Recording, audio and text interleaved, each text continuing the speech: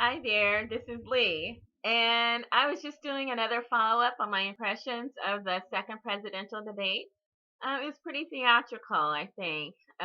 You had Donald Trump larger than life, you had Hillary Clinton just being herself, and then you had Jill Stein inserting herself in the mix too. And what came to mind for me was the first Alien versus Predator movie. If I remember the log line correctly, I've been hearing it a lot. Whoever wins, we lose. And nevermore was that illustrated with the second presidential debate. I did appreciate that Hillary Clinton was targeted and put on defense.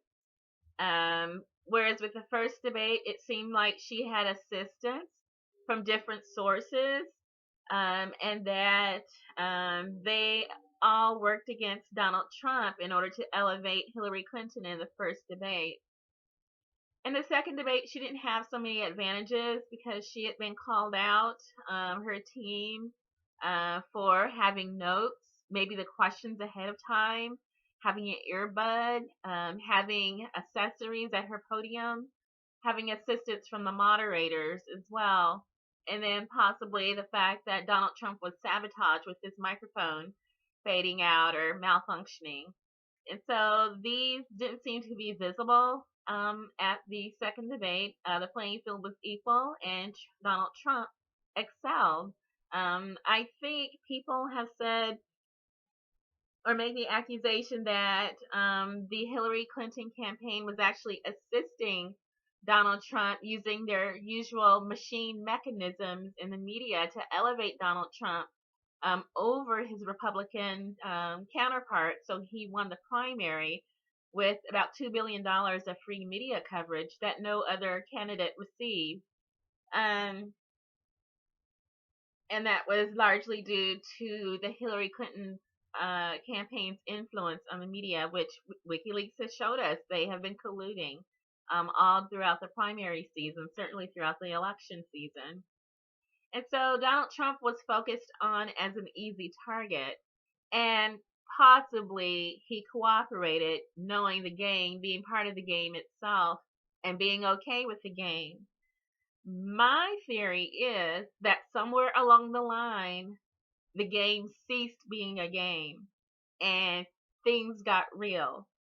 Maybe the Clinton machine, as it usually does, crossed the line, went too far, and became overzealous, and then underestimated again the populism that was so heavily desired by the public. They underestimated Bernie Sanders for the same reason. They overcame Bernie Sanders, and I believe they wanted to also overcome Donald Trump.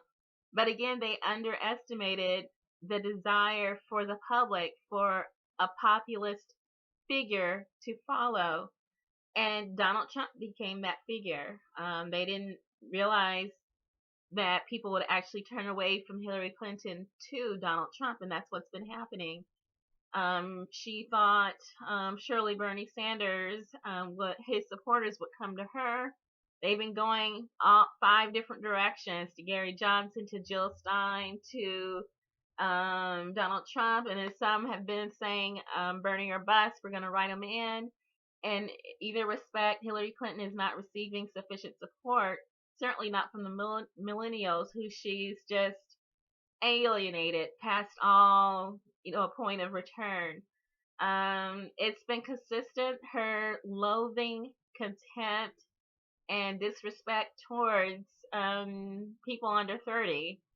It's been documented through WikiLeaks, the bucket of losers comment, the basement dwellers comment, the fact that she told people that they didn't do their research and she felt sorry for them. It's repulsed millennials. They don't like her because they know that she doesn't like them. So it's mutual. But anyway, all this came to a head during the debate, and Donald Trump was able to address a lot of the issues that Hillary Clinton normally was able to snake and slither around, alien style. So I guess you know who's the predator, don't you? That makes Trump the predator. So she, spit her acid and then slither around and jab and, like that. And she wasn't able to do it because Donald Trump used brute force to hammer down on her. And he addressed almost every issue. A few things got by because Hillary Clinton is just that good. For instance, when they were discussing her email situation at the State Department, Hillary Clinton goes something like, well, Donald Trump, made that accusation, or she had to answer the moderator, and she said, well, I've apologized before about, my private email account, and I'm just very sorry that, and I said, oh, wait a minute, it's not the private email account that was the issue, Hillary. It was the private email server.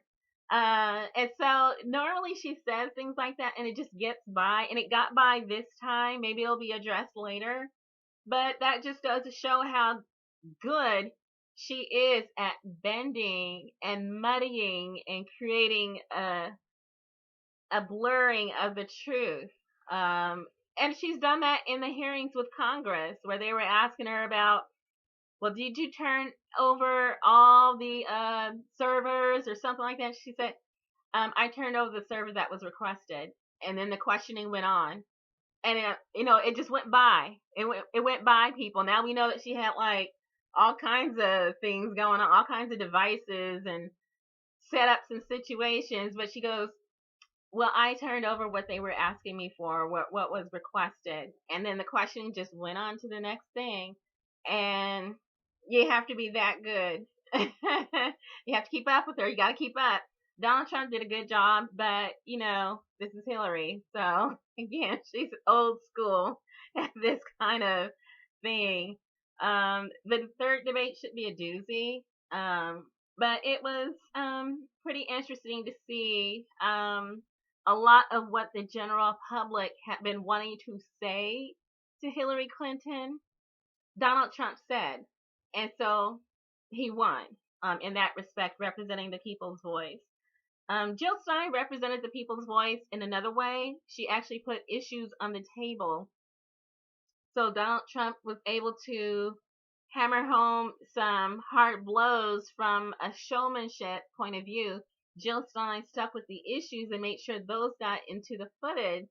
And hopefully with the third debate, I'm still hoping there's a chance she'll be invited to the third, because I think Donald Trump has even begun to call out the fraud of the Commission on Presidential Debates that have been perpetrated. I mean, he's been calling out the moderators, the people who set up the debate, saying like, wait a minute, we need to have things equal here. He's not backing down from that. And I think if Donald Trump wants to be really strategic, if he really wants to neutralize Hillary Clinton, he'll invite Jill Stein and say Jill Stein's got to be in the third debate. Take care of things that way. Let's play it, play it for real. You want to play hard? Go hard. Go hard then, Donald Trump, and bring Jill Stein into the debate. Let's see. So I said this was like the Alien versus Predator movie, the one with Sanaa Lathan, and that Donald Trump was the Predator, and that Hillary Clinton was the alien, and that means that Jill Stein is Sanaa Lathan. And we know how that movie ended, don't we? Those of you who know the movie, you know how that movie ended, and maybe you'll know how the third debate will go in that case. At least I hope so. Something like that. Anyway, that's just a follow-up thought on the debate.